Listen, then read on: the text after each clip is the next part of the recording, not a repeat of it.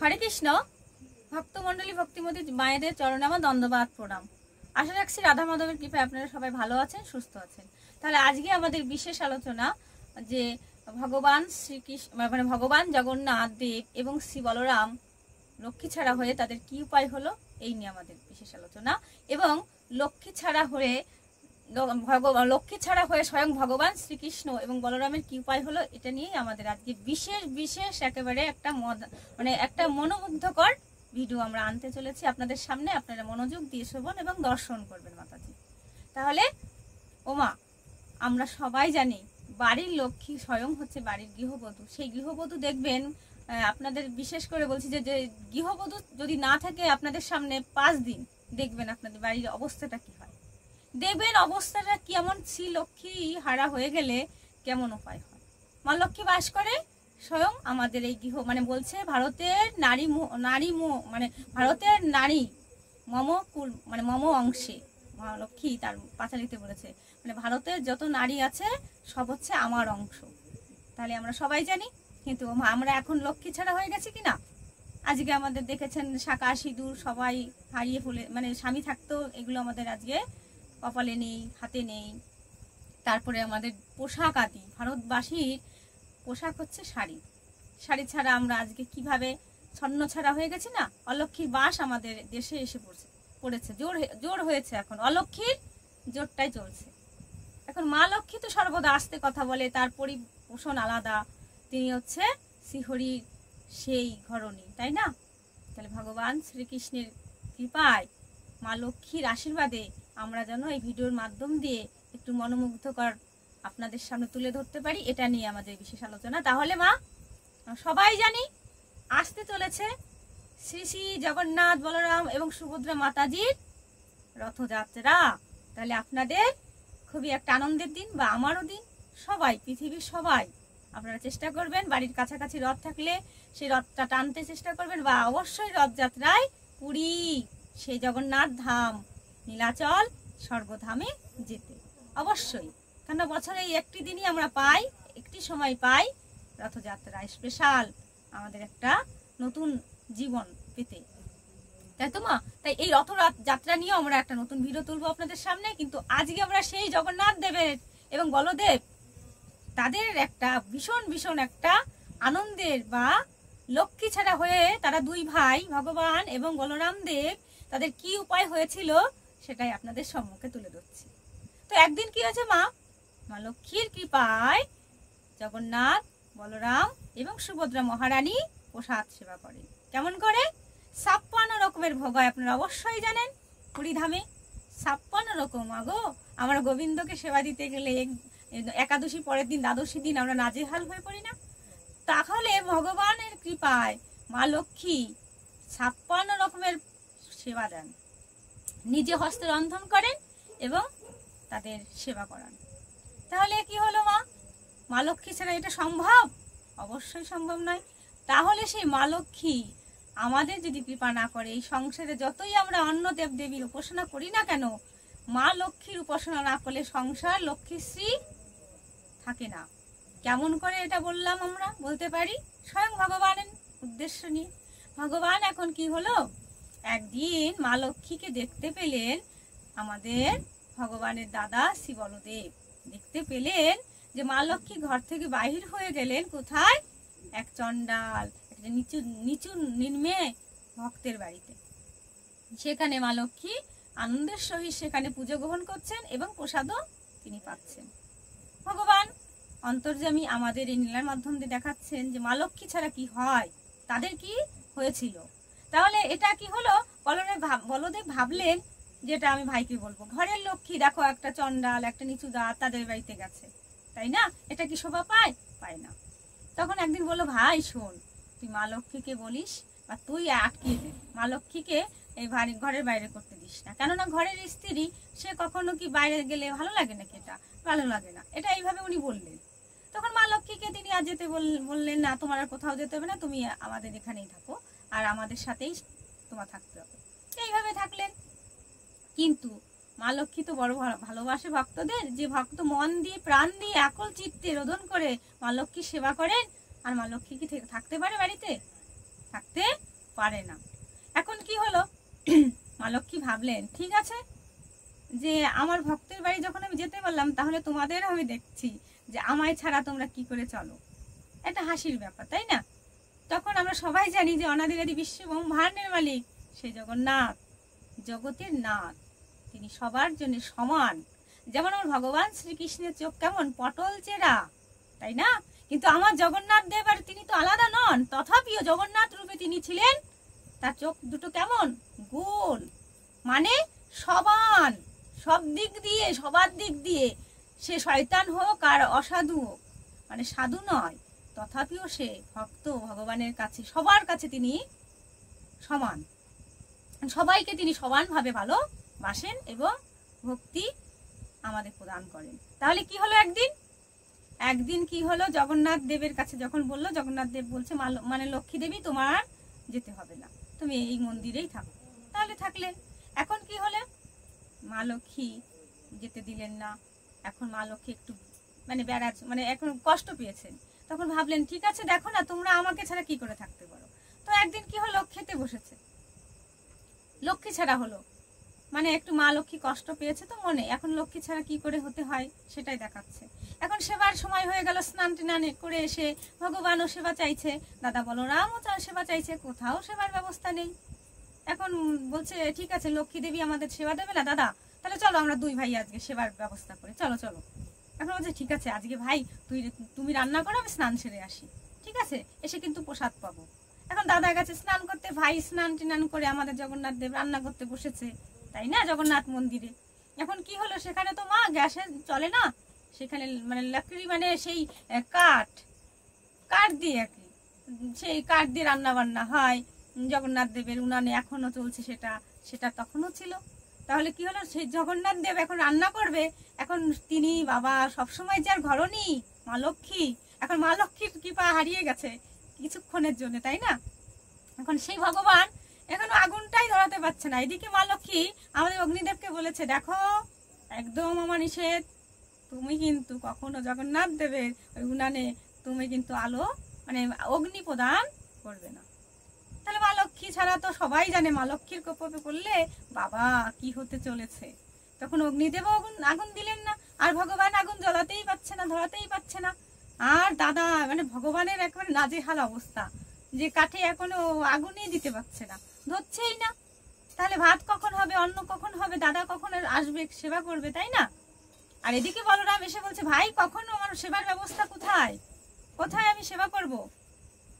বলছে দাদা এখনো না আগুনটাই জ্বালতে পারিনি। তখন বলছে তুমি সরো ভাই আমি দেখি। দাদা ভাই নাজেহাল। সেদিনটা আমার জগন্নাথ বলদেবের সেবা হলো না, খুবই কষ্টে গেল। তখন ভাবলো ঠিক আছে, দূর চলো ভাই আমরা একবার সেবায় যাই, রাস্তায় চলো তো কত ভক্ত আছে, আমাদের অবশ্যই সেবা দেবে, চলো আমরা কোথাও ভক্ত সঙ্গ করি, আর সেখানে যেই আমরা নিজের রূপ পরিবর্তন করে আজকে আমরা দুই ভাই চলো যাই সেবার জন্য, কোথাও না কোথাও প্রসাদ আমরা পেতেই পারি। তখন কি করলেন, জগন্নাথ এবং বলরাম তিনি ছদ্মবেশ ধারণ করলেন। এখন সব জায়গায় যে কোথাও পাচ্ছেন না, কোথাও সেবার ব্যবস্থাটা হচ্ছে না। এখন কি হলো, এক জায়গায় গেলেন আর কি, প্রসাদের ব্যবস্থা হলো, সেটা শুকনো খাবার মা।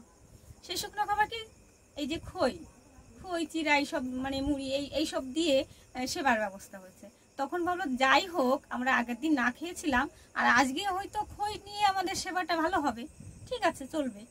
তখন এইভাবে হাত না দিলে কখনো প্রসাদ হয় না, হাত দিয়ে মহাপ্রভু আমার শ্রীকৃষ্ণ চৈতন্য, আমার জগন্নাথ দেব বলরাম হাত দিয়ে প্রসাদ নিয়েছে ঠিকই। এখন মা লক্ষ্মী বলছে, পবন দেব তুমি এমন হাওয়া দাও যেন জগন্নাথ দেবের আর বলরাম দেবের হাতের থেকে প্রসাদটা অনেক দূরে উড়ে চলে যায়। তখন পবন দেব কি করলেন, এত জোরে বাতাস মানে দিলেন পবন দেবের শক্তির জোরে, সেই গোবিন্দের হাতের থেকে আমার জগন্নাথ দেবের হাতের থেকে প্রসাদটা উড়ে গেল, সেদিনও সেবা হলো না। তখন কি দুঃখে আমার জগন্নাথ বলরাম সেদিন মানে লক্ষ্মী ছাড়া হয়েছিল গো মা, মানে সেবা হলো না। তো জানেন কত শক্তি না তার আজ্ঞা, আমার গোবিন্দের আজ্ঞা ছাড়া একটা গাছের পাতাও নড়তে পারে না। আর আজকে দেখেছেন মা, দেখেছেন দু ভাইয়ের অবস্থাটা দেখেছেন, তাহলে আমরা যদি মা লক্ষ্মীকে না পুজি তাহলে আমাদের কি উপায় হবে? তাহলে এখন কি হলো, 2 দিন কেটে গেল, এখন 3 দিনের দিন। বলছে বলরাম বলছে, ভাই আর সহ্য হচ্ছে না, খিদের প্রকোপে থাকতে পারছি না ভাই। দাদা ভাই দুইজনে বলছে, ভাই দাদা দুইজনে দুঃখ মোচন করছেন, এখন কি হবে, লক্ষ্মী কোথায়, লক্ষ্মী কোথায়, লক্ষ্মী কোথায়?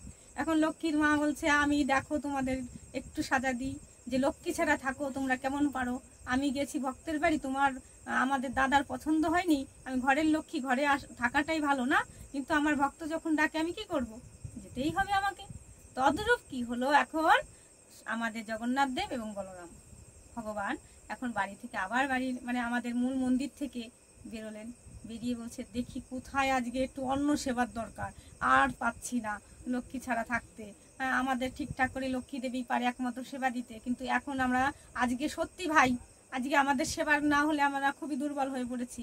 এখন কি হলো মা, ভগবান তো অন্তর্যামী সবই জানেন, কিন্তু তবুও তো লক্ষ্মী দেবীও তো তারই স্ত্রী না, তার কি কম পাওয়ারিটি আছে নাকি? তখন কি হলো মা, তখন দেখতে পেলেন বাবা এক জায়গায় ভক্ত সেবা হচ্ছে, অন্নদান হচ্ছে, কি সুন্দর ব্যাপার, পরিবেশনটাও সুন্দর হচ্ছে। তাহলে ভাই চলো যাই, ওই দেখো ওখানে দেখো কত সুন্দর ভক্তের বাড়িতে সেবা হচ্ছে। এখন গেলেন, যে ভাবছে এই বাড়িটা না চেনা চেনা লাগে, এই বাড়িটা একটু চেনা চেনা লাগছে বলরাম দেবের, কিন্তু তথাপি ওর খিদের জন্য অত চেনা টেনা নেই। এখন বসেছেন হাত ধুয়ে সুন্দর করে বসেছেন সেবার জন্য 2 ভাই। এখন খাবারটাও দিয়েছে তো, এ ভাই এই খাবারটা তো একটা সুস্বাদু, কে যেন কার হাতের রান্না মনে হচ্ছে, এটা খুব পরিচিত মনে হচ্ছে। ঠিক আছে, আমাদের লক্ষ্মী দেবীর মতো রান্না মনে হচ্ছে, কিন্তু ঠিক আছে লক্ষ্মী দেবী কোথায়, আমাদের ছেড়ে কোথায় চলে গেছে, ঠিক আছে বারবার করে এক একটা পরিবেশন হচ্ছে খাবার, সেটাও পরিচিত চেনা। এ ভাই এটা কে দিচ্ছে খেতে, কাকে, এই ঘুমটাওয়ালা বউটা কে, দেখতো এই সবকটাই তো আমাদের লক্ষ্মী দেবীর রাতের রান্না, এত সুন্দর রান্না তো শুধু লক্ষ্মী দেবী পারে রে ভাই। দাদা ভাই দুজনে বলছে, তাই তো ভাই দাদা, দাদা সত্যি ওই মহিলাটাকে না দেখতে হবে, যে আমাদের ঘরের স্ত্রী আমাদের লক্ষ্মী দেবী এরকম করে রান্না করে, আর এইভাবে রান্না করেছে, তাহলে কি করে হয়, আমাদের লক্ষ্মী দেবীর স্বাদ এই প্রসাদে পাচ্ছি, এটা তো ভালো না, কিন্তু তাকে তো দেখতে হবে। এখন বলছে তখন যে পর স্ত্রীকে মুখ দেখাটাও কিন্তু একটা খারাপ ব্যাপার, তাই না? এখন ভাবছে যে রান্নার সাথে মিলে যায় সমস্ত কিছু, আর এই মহিলাটা ঘোমটা দিয়ে একে কি করে আমরা দেখবো, তাই না? যখন পরমান্ন দিতে এলেন, তখন ভাবছে যে এখন আমি কি করে, ভগবান জগন্নাথ দেব ভাবছে আমার স্ত্রী, কিন্তু তথাপি মুখ ঢাকা কি করে কি করা যায়। তখন একটু হাওয়া পবন দেবের কৃপায় হলো, ভগবান শ্রীকৃষ্ণ অনাদিরাদি বিশ্ব ব্রহ্মাণ্ডের মালিক, তিনি তো সবই জানেন, তথাপিও দাদার একটু ভুল হয়েছিল, যে ঘরের লক্ষ্মী, সে আমাদের ছাড়া থাকলে কি হয় আমাদের 2 ভাইয়ের উপায়, এটাই তো একটা দেখানোর বা একটা নীলার মাধ্যম দিয়ে আনন্দ দেওয়ার একটা বিষয় ছিল মাগো। তখন কি হলো, বলল যে হে রমণী, তুমি কোথা থেকে এসেছো, তোমার ঘর কোথায়? তখন বলল, কথা বলতে চেয়েছিল না, তথাপিও বারবার বলছিল। তখন বললো, আমার ঘর এখানে, আমি আমার জগন্নাথ দেব আমার স্বামী, আমার এরকম আমার পরিবার হচ্ছে এই। তখন বললো, ও তাই? তখন বললো, এই বাড়িটার দিকে খাওয়া হয়ে গেছে, বাড়িটা তো একটা চণ্ডালের বাড়ি। মা, বলরাম বলছে, দেখো দেখো আমাদের মা সেই লক্ষ্মী দেবী সেই চণ্ডালের বাড়িতেই, আর সেই বাড়িতেই প্রসাদ পেলাম, খিদে নিবারণ এখানেই হলো। তাহলে দেখো কি উপায় হলো, সেই লক্ষ্মী দেবীরই মনোবাঞ্ছা পূর্ণ হলো, লক্ষ্মী দেবী যা চায় এ জগতে তাই হয়। তাহলে মা লক্ষ্মী বলল, দাদা দেখো, যে ভক্ত আমায় চায় তার মনের ভক্তিটা কতটুকু, সে চণ্ডাল না সাধু, সেটাই কিন্তু বড় কথা নয়, ভক্তিটাই বড় কথা।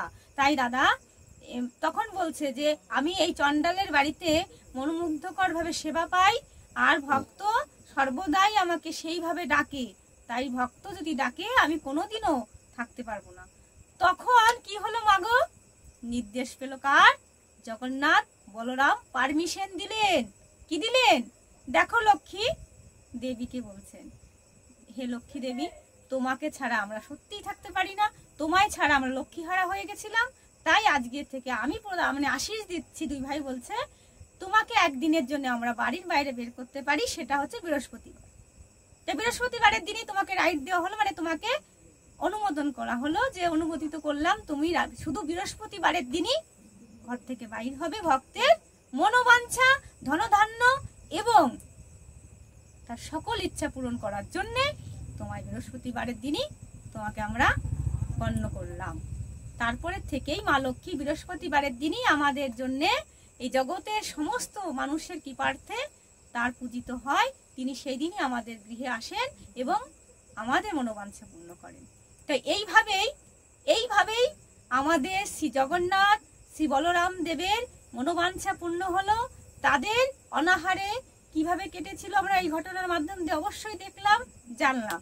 তাই মাগো, সর্বদাই আপনারা মা লক্ষ্মীর কৃপার্থী হন, ভালো থাকবেন, সুস্থ থাকবেন।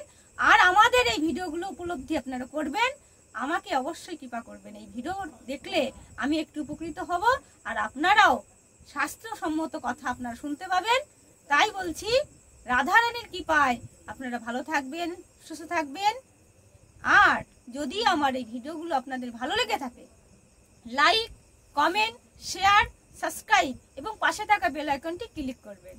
রাধে রাধে।